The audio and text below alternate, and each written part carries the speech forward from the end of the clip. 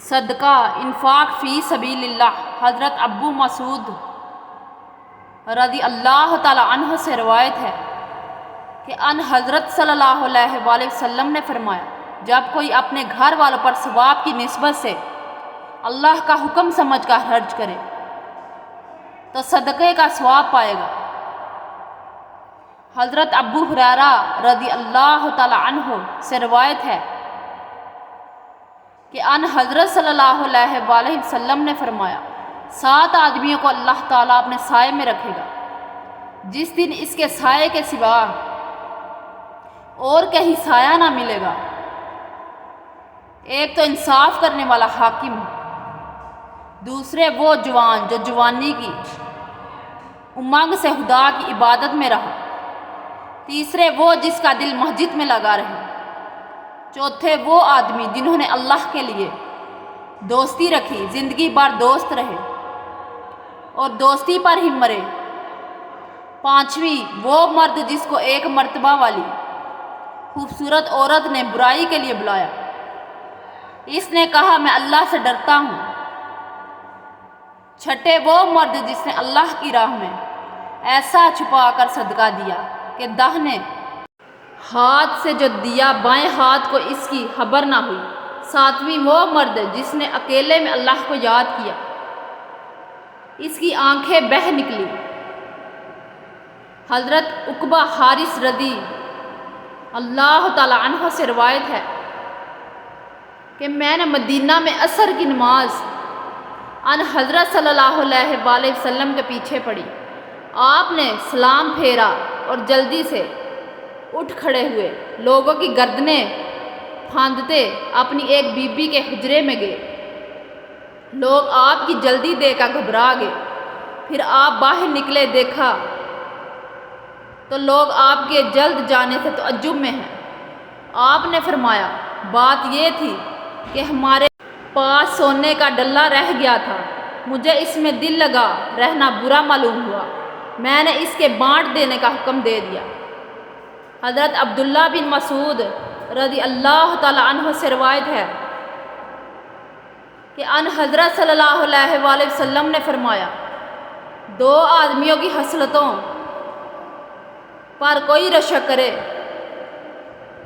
تو ہو سکتا ہے ایک تو اس پر جس کو اللہ نے دولت دی وہ اس کو نیک کاموں میں خرچ کرتا ہے، دوسرے اس پر جس کو اللہ نے قرآن اور حدیث کا علم دیا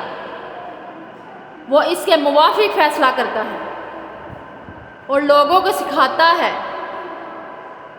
حضرت ابو ہریرہ رضی اللہ تعالیٰ عنہ سے روایت ہے کہ ان حضرت صلی اللہ علیہ وآلہ وسلم نے فرمایا،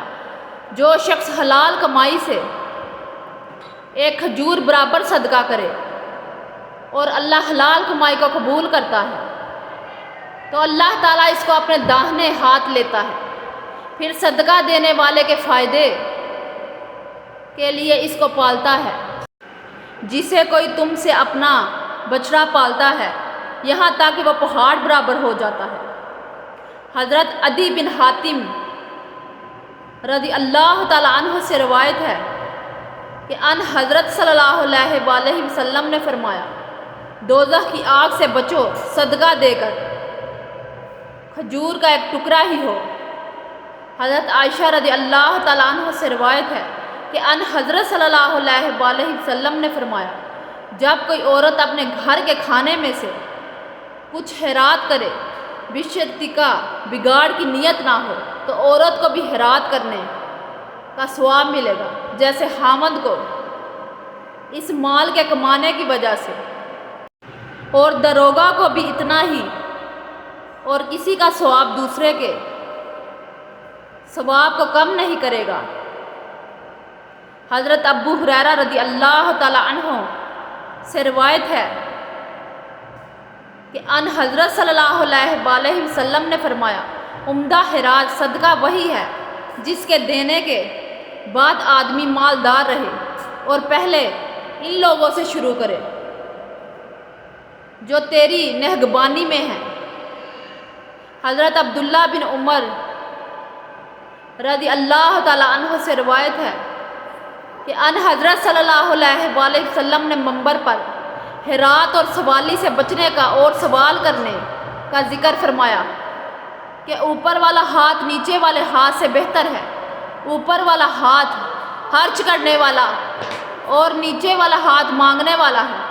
حضرت حکیم بن حزام رضی اللہ تعالیٰ عنہ سے روایت ہے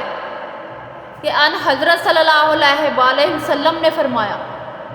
اوپر والا دینے والا ہاتھ نیچے والے لینے والے ہاتھ سے بہتر ہے، اور پہلے اپنے بال بچوں عزیزوں کو دے، اور عمدہ خیرات وہی ہے جس کو دے کر آدمی مالدار رہے، اور جو کوئی سوال کرنے سے بچنا چاہے گا اللہ اس کو بچائے گا، اور جو کوئی بے پرواہی کی دعا کرے گا اللہ اس کو بے پرواہ کر دے گا۔